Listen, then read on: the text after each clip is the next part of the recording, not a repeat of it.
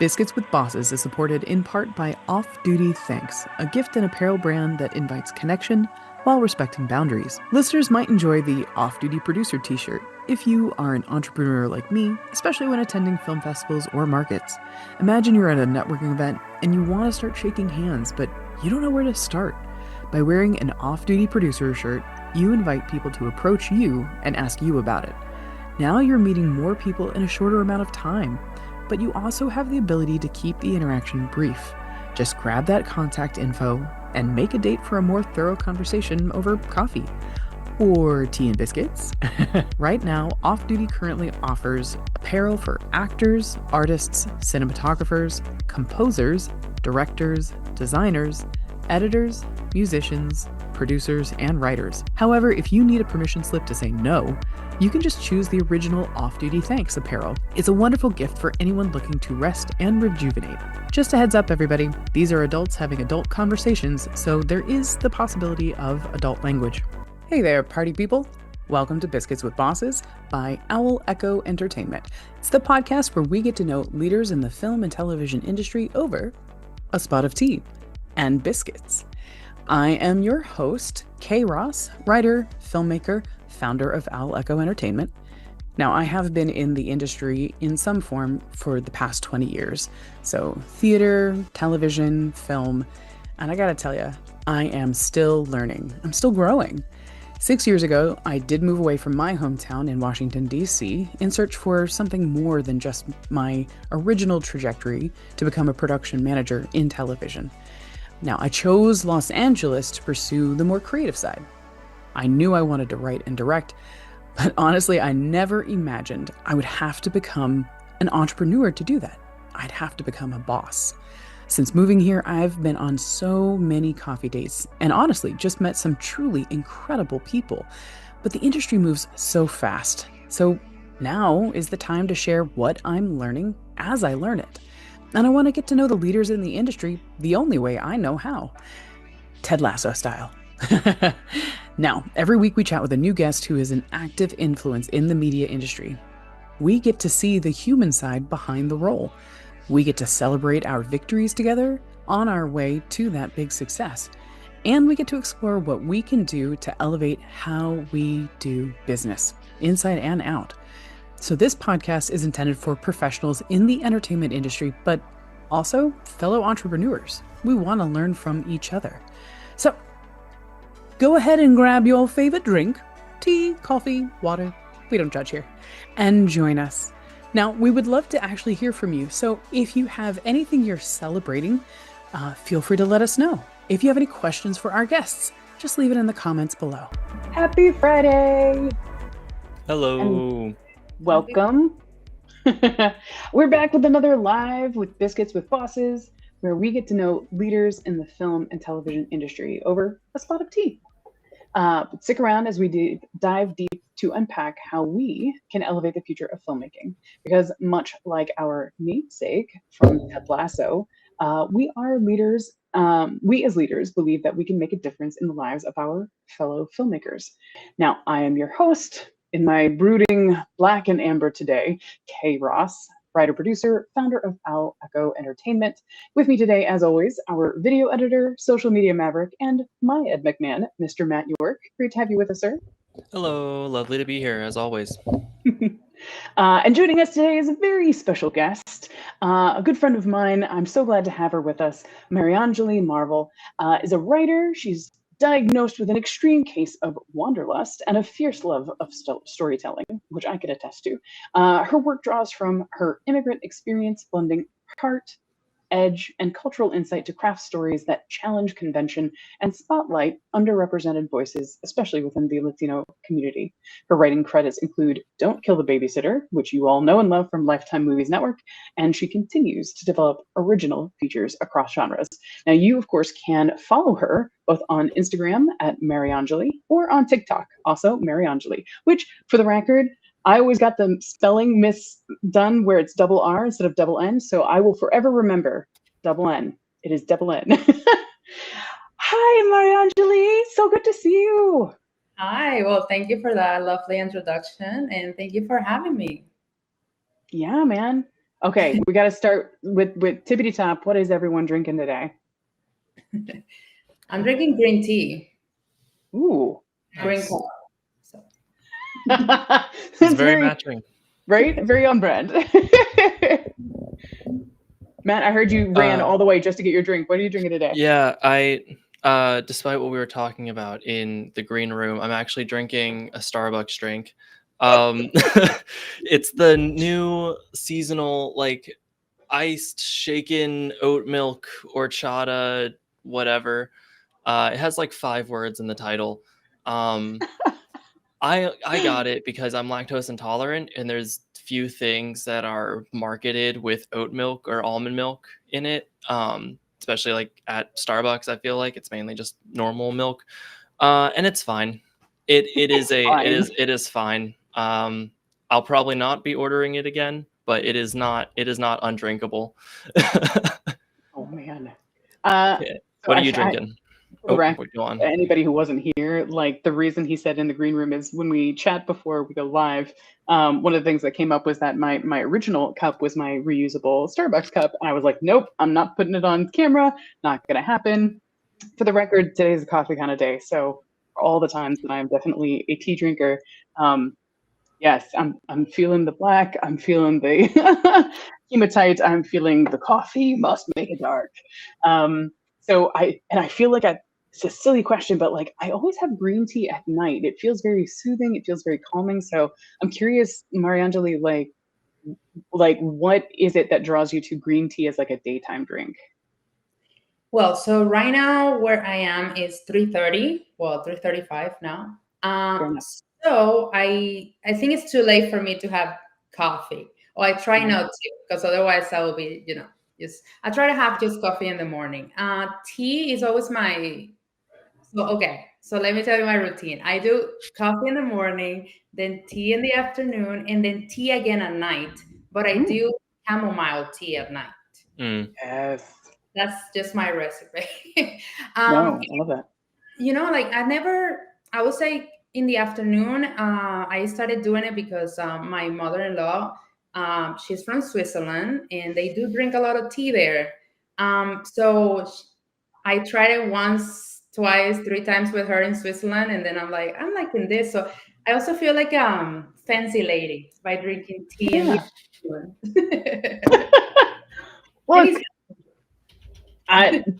cheers to that for the record. Like, one, that it makes you feel fancy, so do it. Yeah, I mean, like, why not treat yourself? And it's such an easy treat. But I didn't actually know that about Switzerland. That's really interesting. I mean, I feel like that makes sense, but also I don't want to assume that just because it is very true in the UK means it's true across all of Europe, because that's not necessarily true. Oh. Well, I have to say, it might not be a Switzerland thing. My mother-in-law is very well traveled, so she in her tea is like Thai tea and like anyway. So she has a bunch of cultures. She loves the Asian culture, and they do drink a lot of tea too. So that has to do with it. So I wouldn't say Switzerland, but she's the one who got me started. Let's put it that way. Cheers to mother-in-laws and their tea drinking. Sorry, I feel like I cheered and then I didn't actually cheers. But also, like, clearly I'm in like teenage rant mode, because I'm just like, first off, I'm mad at Starbucks for having a horchata because they're not allowed to serve a horchata while they're also putting money you know where. So shame on you, Starbucks. But two, like, there is this assumption that the only multicultural country is the US. It's so not true. And I love to hear that, like, your mother-in-law in Switzerland is well-traveled, and so, you know, a woman in Switzerland is drinking Thai tea. That totally tracks for me. Anyway, that was my Rage Against the Machine moment. All right, but I do want to move into some rapid fire getting to know you, because even though I know you, there's always room to get to know people better. And in Ted Lasso form, I know in the past we've done first concert, best concert. Mariannjely, you want to go first? You said first concert and best concert? Yeah. Okay, so my first concert was actually the Backstreet Boys. Yes, in Venezuela when they went to visit, the only time. So I'm very proud that I went. And the best concert it's gonna. It was the Jonas Brothers because I'm just that. I've always been a fan of the Jonas Brothers, and just like that's silly, but yeah, I went to their concert and that was like a dream come true. But I did that in the U.S. later on, so yeah. That is so cool. Strangely enough, I think Jonas Brothers was like after my time, so I didn't know a lot about them, but like found out about them once they started like crossing over into the film world. Because I know more about what's his name, who's married to what's her name from India, and she was huge in India, and then she made it here, and then like made a name for herself in American films as well. Yep, don't know anybody's names. Okay, I mean I'm like a Disney Channel kid, so I just remember all those Camp Rock and all those things. Nice. Yeah, I've grown up since then a little bit. Maybe this is just our opportunity to like find our next best concert. Yes, actually, you know what? I don't know why I said Jonas because actually JLo was the best concert I ever been. A performer, and yeah, Jonas Brothers was just like a dream come true of my child self. But JLo is another level of performer. So yeah, no, JLo. Oh yeah, I bet. I remember after she did Hustlers, there was like a lot of commentary about like, how old is she? And she's still doing this stuff? And it's like, yeah, but when you look at the hours she puts in and how dedicated she is to her work, of course she comes not just like fully prepared, but like she just knocks the socks off of you with every performance because she's so dedicated to delivering that kind of performance. Which is really admirable. I'm sorry, Matt, I think I interrupted you. So Ping, you're it. Oh, I was going to say, I thought I had read a story about JLo recently. Or I don't know how long ago this was. I read this recently where like she, like speaking to her effort that she puts in, she like flew in to, I think it was like Spain or whatever country it was. And at like 2 p.m.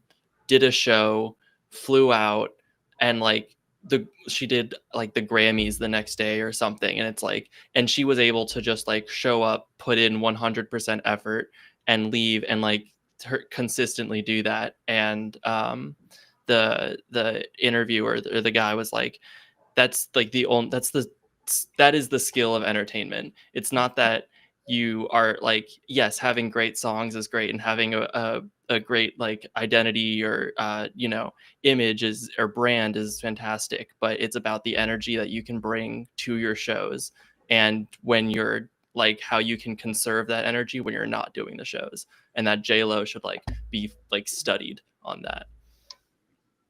I mean, I don't know how she has so much energy, but I just remember it was in Miami and it was for her 50s, like she was 50. And she came out from this cake, it was like her birthday tour. It was just such a show. She's changed like 20 times. It was just like, I was so in awe. I'm like, I want to be 50 and be that energetic and that passionate. And just, she is really something else. Like, definitely up to her. And I feel like for those of you who are watching, please know that coffee dates like this in the industry happen all the time. It always seems kind of frivolous to, have small talk or like getting to know you questions like this. But trust me when I tell you, if you only have 1 hour with someone in the industry, regardless of whether or not you want to work with them, you have a very small window to actually like connect with them as a person before you try to work with them as a professional. So since we're here and there are other people on the call, like let us know in the chat. First concert, best concert, or even like, what's that concert you want to see this summer? Or what's that song you have stuck in your head? Because that's where my brain immediately went when you said JLo. I was like, oh, yep. The radio in my brain just tuned in to, of course, now I can't think of the song because I tried to tune it back out. Before I forget, because Mariannjely, the last time I saw you here in LA, I think it was summertime, when you come back, are you a big fan of like seeing a movie with a live orchestra? Like, is that a version of a concert that you enjoy? Oh my goodness. Yes. Actually, I don't think I've ever done anything like that. But yeah, I mean, I like live performance. Theater is what I used to do growing up, and theater is where I come from. So like live performance is just something, it's a different experience, and there's nothing like it. Yeah. Yeah. I would Yeah. love yes. You're in good company. I think both of us also, I know I came from theater, but Matt, yeah, also theater. I did middle school and high school theater. Yep. And my parents had to very staunchly be like, acting is not a thing that should be pursued. And I was like, but I'm in high school productions, I should do. And I'm glad they didn't. But yeah, no, I love seeing live performances. I think they're just so much better. I What feel about like, with the concert? go ahead. Oh, were you asking her? Oh, yeah. What about you guys about your first and Matt, you go first. the best? My first concert was Weird Al Yankovic. Um, he's great. He did such a fantastic show. He put on so much energy. And then my best concert, I'm not sure. I guess probably Green Day. They're my favorite band. I've seen them twice now, and their most recent their most recent tour, they played the entire album of Dookie and their entire album of American Idiot back to back, which is like their two biggest albums. And that they're like, we're never doing this again. This is because it was like the 20th. I think it was the 20th and then the 30th anniversary of both of those albums. So just what they were able to bring as a group and their whole performance, because they have like pyrotechnics and stuff. It was just really cool to be there. Yeah, man. Yeah. Mine doesn't have nearly as much pyrotechnics, although I'm going to change my favorite answer. So my first one was always Beach Boys, because my mother took me to like Busch Gardens or King's Dominion, some amusement park where they were hosting this, like family-friendly concert. So she kind of broke me in early so as to be like, this is what a concert is like. Try and keep it this tame again if you can. But now that I'm talking about LA concerts, it's really hard to beat the fact that I have seen John Williams live. Wow. Twice. And considering that his birthday is in September, and you may well know that LA's hottest month is in September. And so part of what he does is like a medley of his stuff. That's why I was asking if part of what you like is like actually seeing a movie, because they'll do that sometimes, right? They'll do like Jaws, or they'll do The Shining. They'll do something and then have the orchestra play live underneath, which is super cool, really fun. But no pyrotechnics with Mr. Williams, because that poor man is 90 plus. No pyrotechnics. So I am curious though, just to dig a little deeper with the getting to know you. So Don't Kill the Babysitter, fun film, but what's the rom-com that really inspired you to start writing? Rom-com?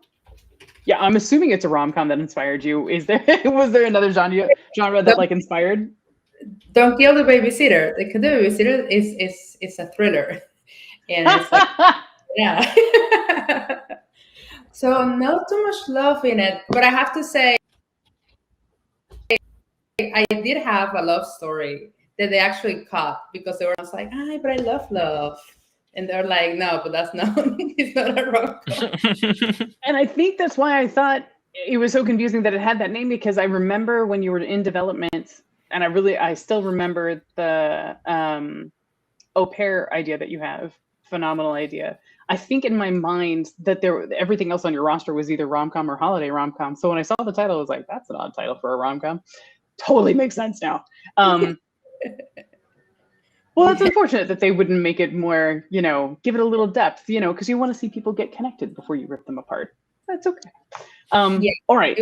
I think it was more like of a pacing situation. It was distracting a little bit, but I love to write love stories, so that's why I guess after I wrote that one, I'm like, I need to write a Christmas movie or a rom-com because I was feeling also that I needed to show that part of me. So yeah. So yeah, it's not a rom-com, but the inspiration is that what you asked me, right? Behind it? Yeah, and you can kind of do it in two parts. What was the inspiration for that film, but also like what inspired you to start screenwriting in the first place? Okay. Well, for that film,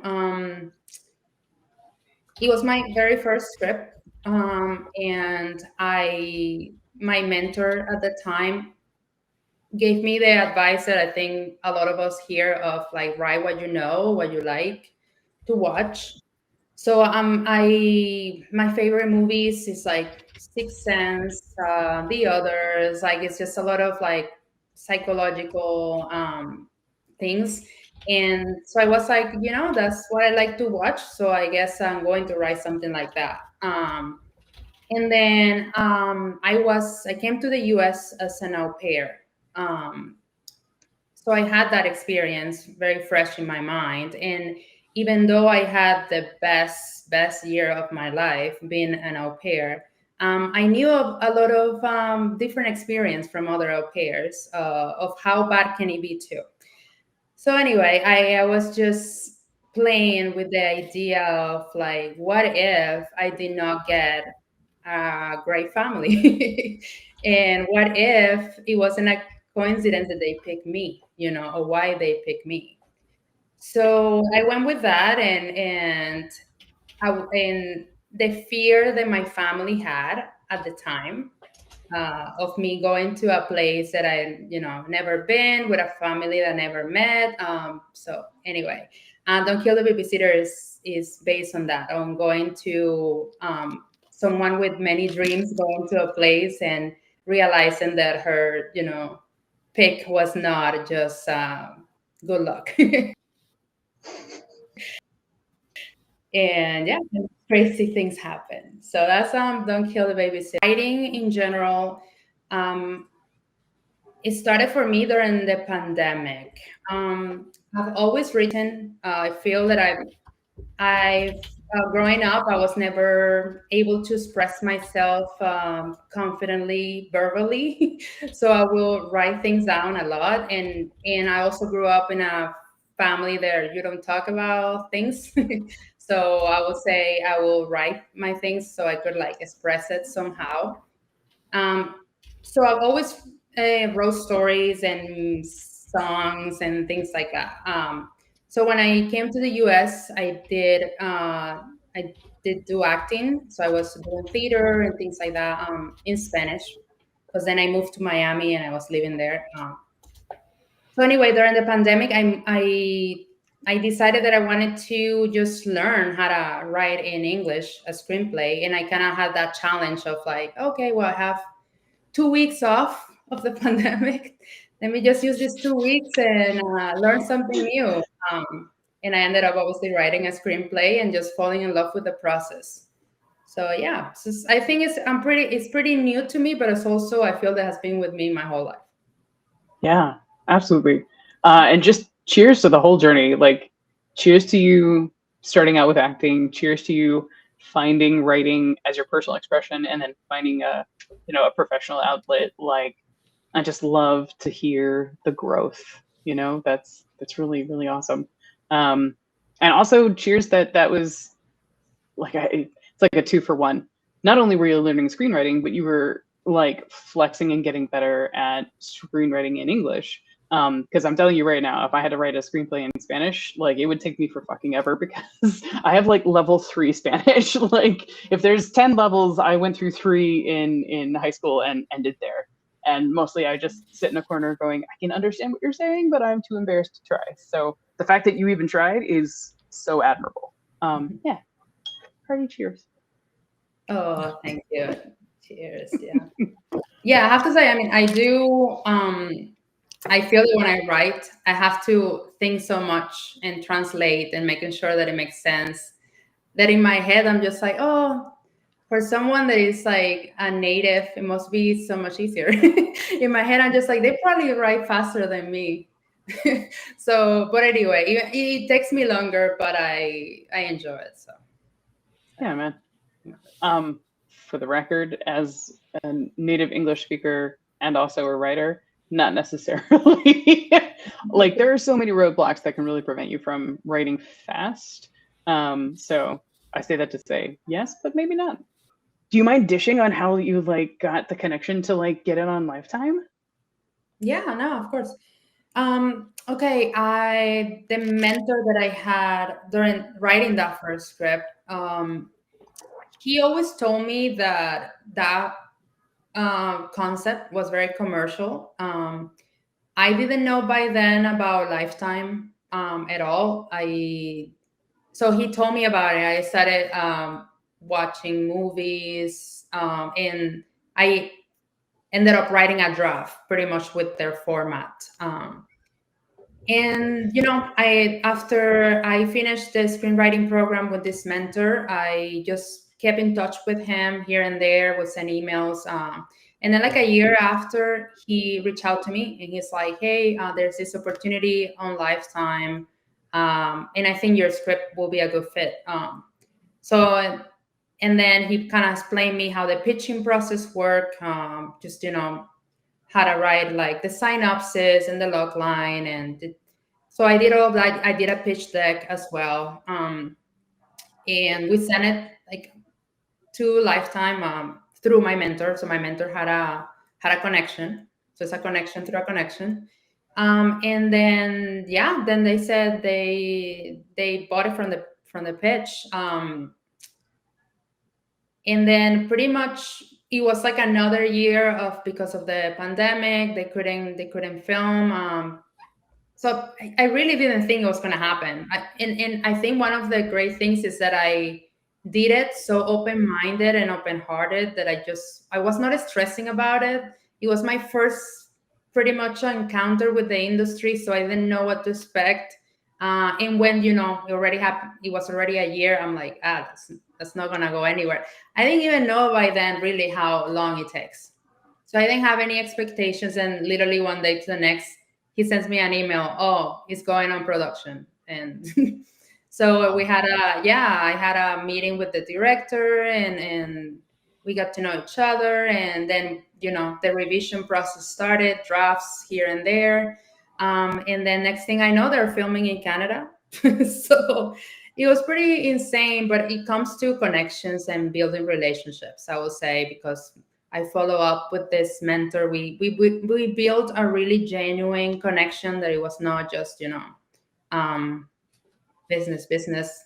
We kind of became friends, and then he thought of me when that came around. So yeah, that's how. Yeah, man. That is so exciting. And I think that also lends itself to the importance of mentors, is that not only are you looking for, a recommendation on a resume, right? Not only are you looking for insight into how to level up your skills, but like, if there's a real connection there, if there's a real relationship there, they can help to open those doors as well, which is huge. Yeah, man, cheers to that. All right, I feel like I want to move into the next stage, which is the victory round. So for anybody who has not been here before, or if then you can already start in the chat and let us know what's one victory from this past week that you really want to celebrate. And remember to focus on your effort, because let's say you got accolades, which is fun, but that's also someone else attributing value to you as opposed to you claiming the value for yourself. So if you got those accolades, great, but I'm going to help you celebrate the fact that you actually submitted it in the first place so that you could get those accolades. So with that in mind, Mariannjely, any victory from this past week that you want to celebrate? Yes. So actually this week I met a screenwriter that we got to talking, and he's telling me about this great project that he's working on, that he think it will be a good fit for Lifetime. And I was just like, hey, I actually have a contact in Lifetime, and I do think this project will be something he would like. If you send it to me, I will definitely pass it along and see what happens. So he's like, oh, okay, great, that will be great. And then he's telling me about him pitching to Hallmark, a Christmas movie. And he was telling me how they pass in some of his concepts because they needed something specific. And to make the story short, I said, oh, I want to get into Hallmark.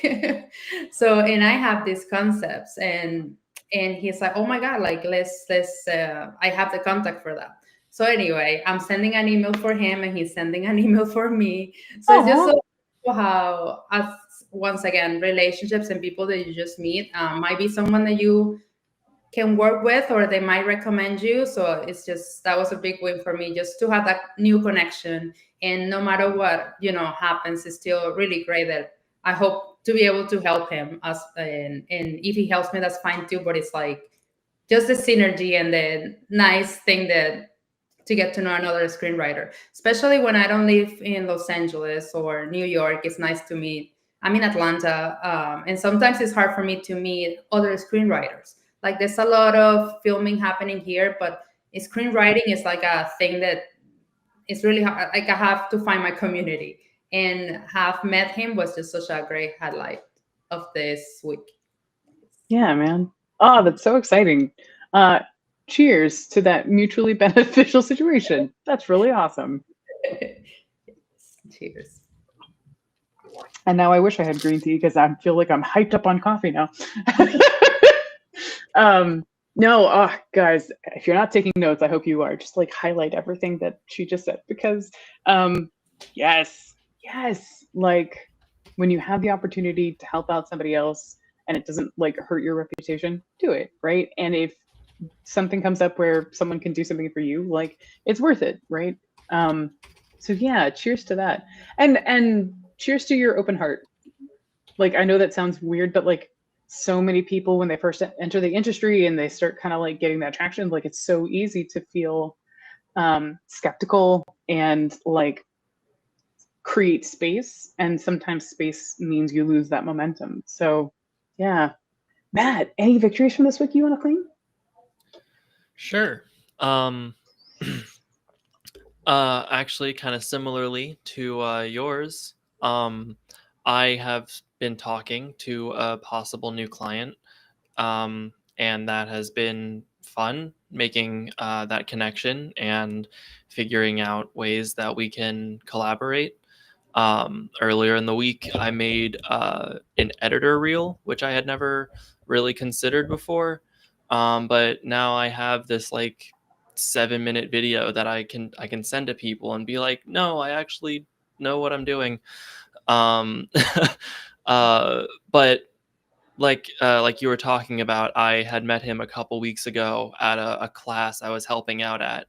And so being able to see him and like face to face, and we were able to talk a lot about what he was wanting to do. And my boss actually like was like my other client who I was there for, talked to him and was like, no, this is like my editor guy, like a social media person. So if this is something like you're trying to do, then like you're talking to the right guy on my team. And I was like, that felt cool. So now it's cool that it's been, I guess, a little over a week and a half or something, and we're still like emailing and just trying to set something up. That's been my victory. Yeah, man. Cheers. Thank you. Cheers to the lead. Oh, that's awesome. Mariannjely, you're so great. You were like, I already know that. And I know it's because you've been on the victory round before, but like, I love when people find reason to celebrate. And like, so just seeing you like jump in and immediately go into cheers, I'm like, look, yay, our little celebration. That's so nice. Yeah, we need to celebrate for each other. When one wins, we all win. Yes. True. Okay, do you have a victory? I do. So I say it begrudgingly because half of my victories are just overcoming my freaking, the things that hold me back. So little known thing, I actually hate being on camera. I prefer being on stage. My wheelhouse has always been in front, like face forward. So when I go to film festivals and I MC things, I love it far better because I'm in a palpable audience, right? I actually haven't been on stage as an actor in a really long time, but right, that same energy.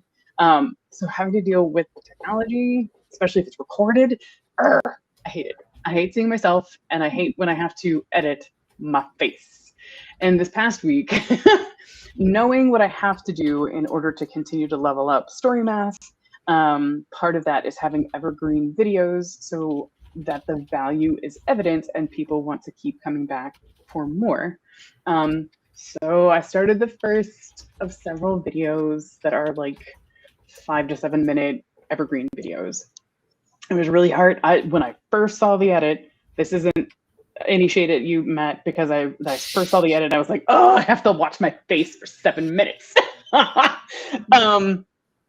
So I walked away, and it is very possible that when I walk away, it will take forever for me to come back because of that hurdle. I gave myself the moment, and then I came back maybe within 24 hours. Again, Matt, you probably know better than I do. All I know is that I had to walk away, and then I came back and I was like, okay, this isn't about me. This is about the message. So just listen to the message. And I was able to do what I do best as a producer, which is get in, figure out, the audience experience and put in those notes to make sure that the message and the order in which it's coming out is clear and compelling. And I got through it, and it's looking really good. And I can't wait to release it next week. But so as much as the victory could be recording the thing or outputting the thing, for me, it's actually facing the thing that I have started and getting over the initial, like, ooh, I have to look at my face and listen to my voice and rah. Yeah. Cheers to that. Cheers. I feel like a lot of people here are starting to think that you're just a screenwriter. I'm like, y'all, you don't understand. Mariannjely is actually like a serial entrepreneur. Like, talk to me about the businesses you've owned. Like, what are you doing now, even as a business owner? And then, like, what are you hoping to do to like bring all that goodness to film? Yeah. Okay. So I do feel that I have lived many lives. I built a business from scratch with my husband 10 years ago, and my husband is his passion is bonsai, a bonsai artist. He's a bonsai artist, and we created a brand around it. And then we had soil for bonsai trees and fertilizer. And we started with Amazon, but then we grew to Home Depot, Walmart, all those things. So I do have a lot of like marketing, product branding experience. And I have to say, social media was actually pretty big on that. My husband is actually great on camera, even though he is like, I was the actor and he just is very natural. I need a script. He just talks. He can talk and explain things, no preparation needed. So I was the manager. I was putting him on camera, and that really went well, and we built the brand with that. So with that being said, a year ago, we both were kind of like burnt out from it. Building a business from scratch is it's a lot of work. It's very fun, but it's also very stressful.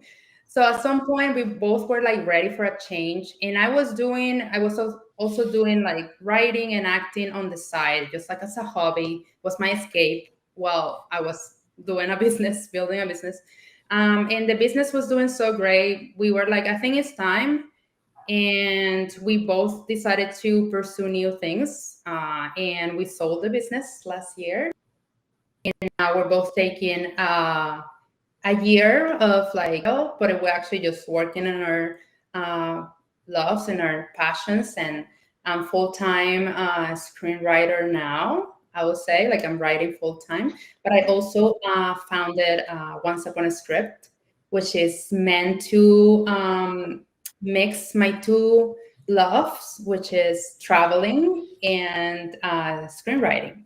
So I'm going to be planning some fabulous retreats for women in women writers, and we're going to take all these girlies into fun adventures together, so we can get inspired, we can travel, we can write our scripts and support each other. So I'm hoping to build a community of very powerful women that a sisterhood of storytelling. So that's my next thing. Yes.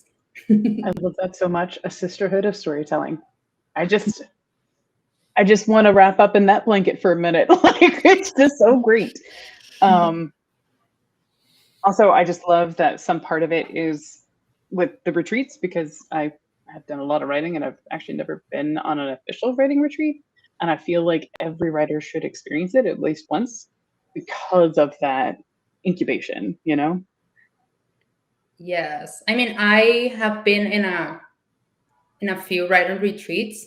So I always was like, in my mind as a business person too, I was like, okay, I think I can do this differently. And I think as as an attendee, there were things that I was like, oh, I will have like to do this instead. So that's what I'm pretty much building, and that's what I'm excited that you haven't been in one, because that's why I was like, oh, I have to take you in one. Part of the struggle of all of this is every time I see really great writers like yourself, and I see what I see, and I can help you level up, there's a part of me that's like, okay, it's my time to level up too. So you've actually been really inspiring for me to go back into my writing process. So thanks for doing what you do and reminding me that, like, I have stories I want to tell too. Yeah. I love that. Yeah. I mean, you're gonna write stories, help other write stories. We all, like, as I said before, when one win, we all win. And that's what I want to foster for sure. Right. Now, that being said, I also want to make sure that we have just enough time, because I wanted to dive just like a little bit deeper, if we can, into like, what are our hopes for the film industry? Because we in it, we're doing our thing, but there's only so much that we can really contribute as leaders. And I love, Mariannjely, that you're doing these retreats. So what do you feel you're doing right now to help like level up the filmmaking industry? And what are you hoping the ripple effect is of that effort? Yeah. I mean, I do believe that there is a lot that have to be fostered in community. And especially in no hate, Matt, but I'm just talking for the women. I do think that there is a lot that we just have to get together and show our value more, like just claim our space. Especially, I think, we are living in weird times, and I do want to foster places where women can be empowered, they can be inspired, and be reminded that they can do this and they are allowed to do this and they have the same or the same value than men are. So I would say yes, by fostering more conversations like this, and spaces where women or just people in general that might not feel confident, or that they are doubting themselves even more these days. That's what we need. We need hope. We need just inspiration and a reminder that we can do things. Cheers to that. That's beautiful. And I feel like I just want to come back around to the seed of that, which is community, because I do think that when you talk about like an individual showing up and delivering, that when you're done delivering, if you come back to nothing, then it's hard to start again. It's hard to do it again, because like starting all the way back at the beginning, the climb is so high, right? So part of what community does for you is feel like when you're done, right, you've put so much of your heart and your soul into a project and you've put it out there, and now it's time to rest and recover and prepare for the next. Like, you're not all the way back to scratch, right? Community is that buffer. So yeah, I mean, all the yeses, all the yeses. And on a personal note, like, it is so hard to deliver as a female. And it's not because we face anything different as a human. It is literally because the scrutiny that women face is real. Like, I think there's an inside joke that women are perfectionists, and it's not that at all. I think women try to check every box because there's an expectation that if we aren't perfect, it's, I hate saying the shame on you, but it's how dare you? That's the tenor. How dare you do this instead of X, Y, and Z, right? It's like the Cinderella mentality. Like, you have to do your chores, you have to honor your family, you have to be a caretaker, you have to do all of these things, and then you're allowed to finally do the thing you want to do. And then when you do it, you don't do it right. How dare you? You know? And so I part of what I heard when you said it is you have permission to fail. Absolutely. Absolutely. Funny story. Well, I don't know if it's too funny. Just a story. A producer one time told me, like, oh, I love reading a material by women, written by women, because they're usually 9 out of 10 are great. He says, like, when women send something, it's because they revised that 300 times. They overthought this 300 times, and then they send it.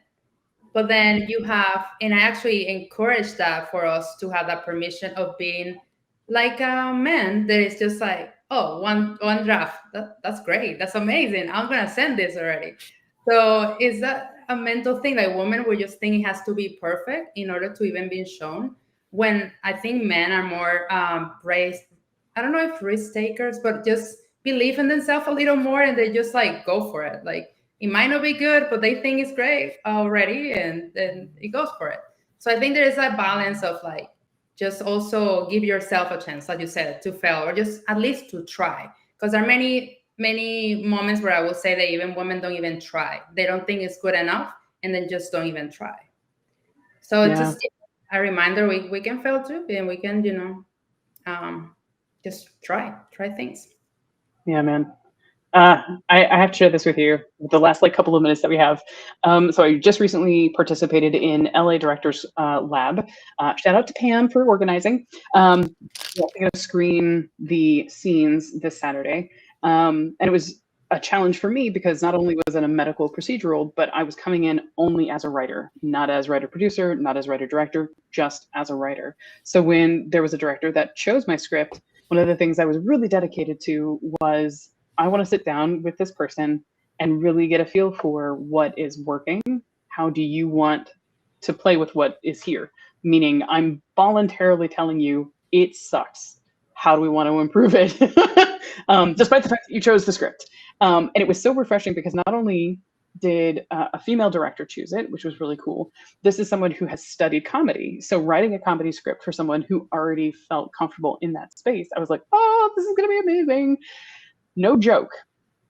We did 6 revisions, maybe 7. So I submitted in order to do the lab. I sent version 1, clearly like wearing my white male confidence because I just sent the original scene. And then we had another version after the meeting. And then we had another version after the actors read it. And then we had another version after the actors rehearsed it. And then we had another version. And then we had another version. And the beautiful thing, I think, about that kind of creative process is that if you show up and you're willing to do the different iterations, part of what it breaks for you is that cycle of the perfectionist mindset. Because at no point are you going to get it right the first time, ever. Anyway, thank you for bringing that up. Also, I'm going to remember this forever because I'm like, Mariannjely, you are like my little, like, what is it? Not like an angel, but like a spirit guide. You have literally like tapped into everything that is going on with me right now. And just like, thank you for giving me the ability to like share in community with you for this. So yeah, thanks, man. Anytime. All right, I'm going to wrap it up here. Thank you so much for being here. Mariannjely, any parting advice for entrepreneurs, screenwriters, or anything in between? All right. Piece of advice. I will say, you never know until you try it. So it's don't be just, I would say, like, what if will kill me one day. Like, I need to know things. Like, if something is in my mind, I cannot be like, what if I had tried that, or what if I have done that?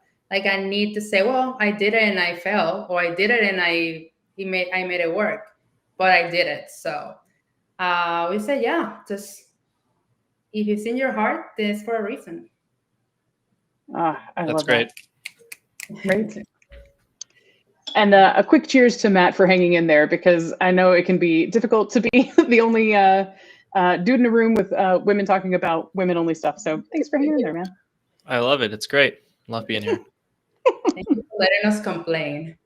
Oh, man. I love hearing people complain. If I could, I have the job I've always wanted, but I feel like if I didn't do this job, I'd be a hairdresser. Like, I just like listening to people complain and just, like, I don't know, massaging people's heads. Like, it's something about it. It's very cathartic to listening to everyone else and just being like, yeah, man, that's a real issue. I agree with that. I don't know. Oh my God, now I need to know if anybody was doing anything else, like, what would be that occupation? Mariannjely, do you know that right off the top of your head? Like, I need to know. Yeah, dog trainer for sure. Dog trainer. That's great. Dog trainer. Work with dogs all day. Yes.